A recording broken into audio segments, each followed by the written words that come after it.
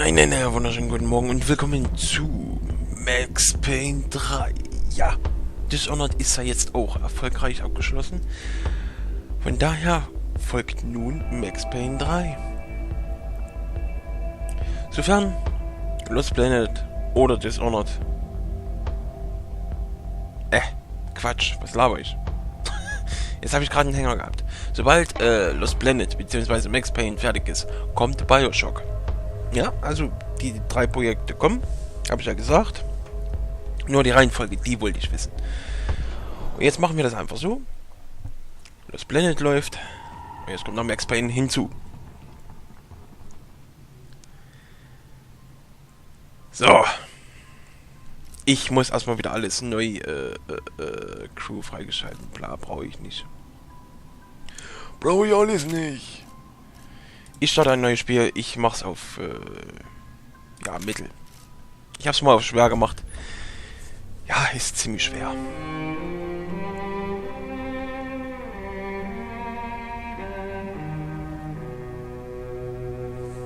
This place is great, really comfortable.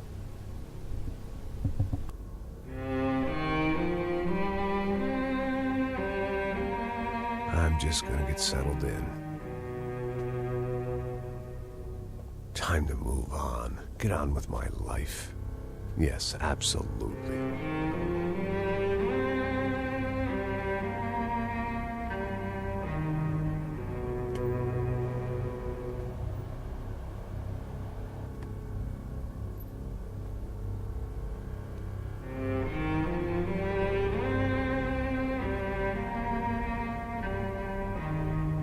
Now, like I said, it was a long time ago. Let it go. Seriously.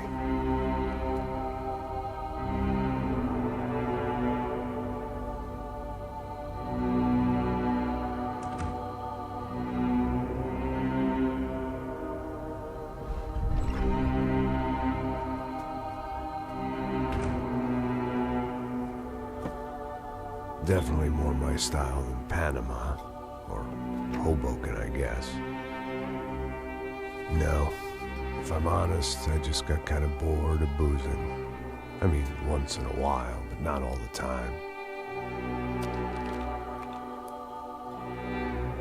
You're right, it wasn't doing me any favors.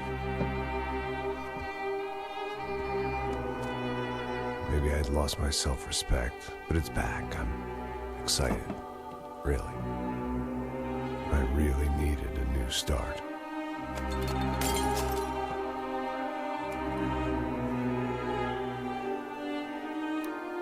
I think you're right. I think I am gonna like it here. It certainly ain't New Jersey.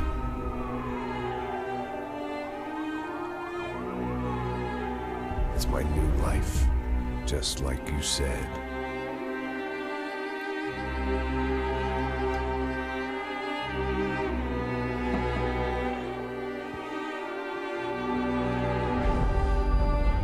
Listen, if you think I can still do a job, what have I got to lose?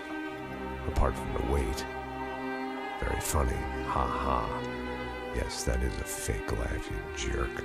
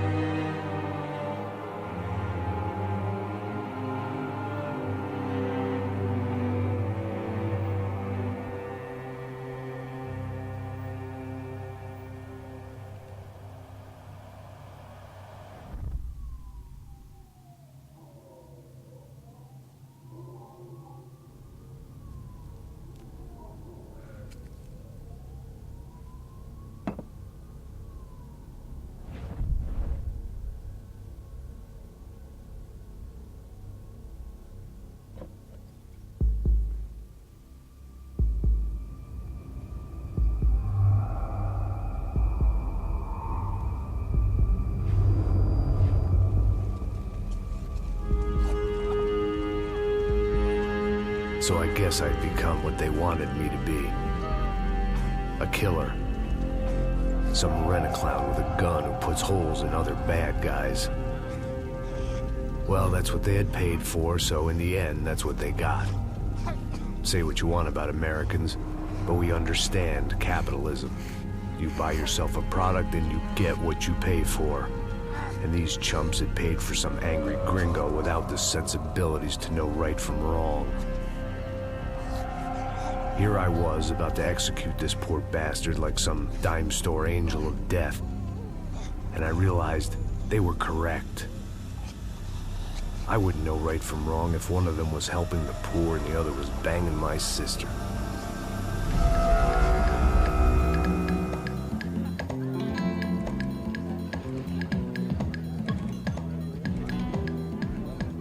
I'd arrived in Sao Paulo a few weeks before.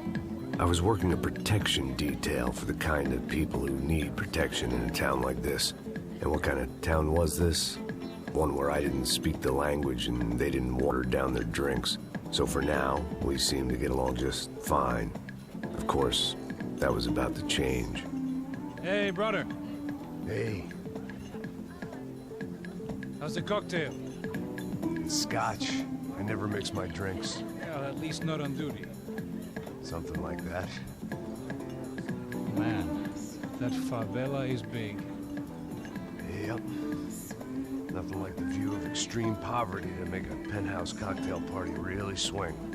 I guess they call it trickle-down economics. That's funny. It's supposed to be a charity thing. Drink and give money. I don't know, something for the kids. Hey, listen, man. We better look lively.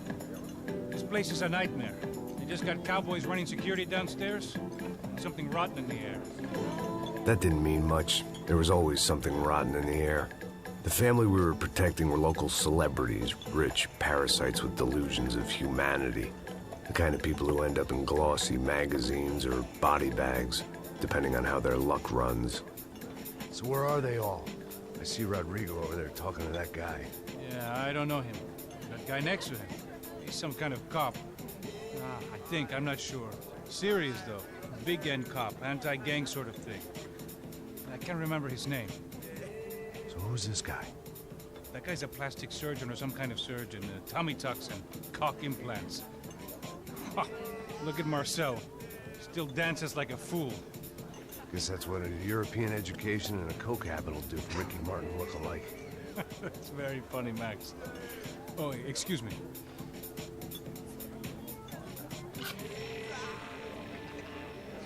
I was mostly working for Rodrigo Branco, a local businessman. Built things, did some charity, had things named after him, won awards, owned things, people. One of the trophies he had won was his wife, Fabiana. She was hot and wanted to be dangerous. Some good genes trying to fight their way out of a cesspit. She'd married well and was now at leisure to regret her good fortune. They got along as well as any rich workaholic and his younger airhead wife tend to get along. They mostly ignored each other. She spent a lot of time with his cokehead younger brother, Marcello. He was a good-time guy if your idea of a good time was an expensive suit, a bottle of champagne, and nothing between the ears. The middle brother, Victor, had just walked in. He was a local politician. Guy was smoother than an oil slick on an iceberg and about as toxic. The rest of the crowd, I didn't know, but I could imagine the types. People who know if they drink enough, they won't have to feel guilty about their good fortune. Suddenly, things turned real ugly. Felt like our hangovers arrived right on cue.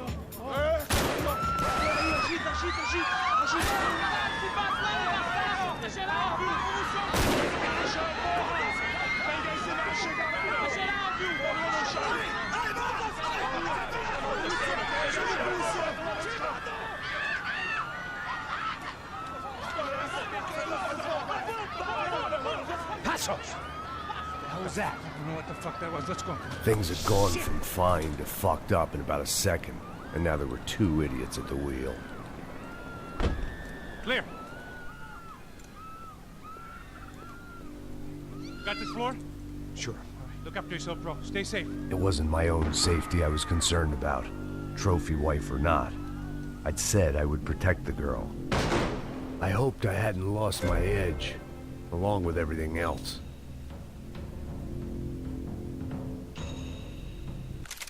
Moment.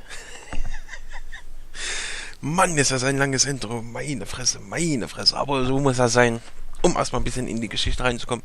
Ich würde sagen, das ist zwar ein kleiner Part, aber ich beende mal hier die Aufnahme, damit ihr wisst, was auf euch zukommt. Also, Leute, wir sehen uns im nächsten Part. Bis dahin.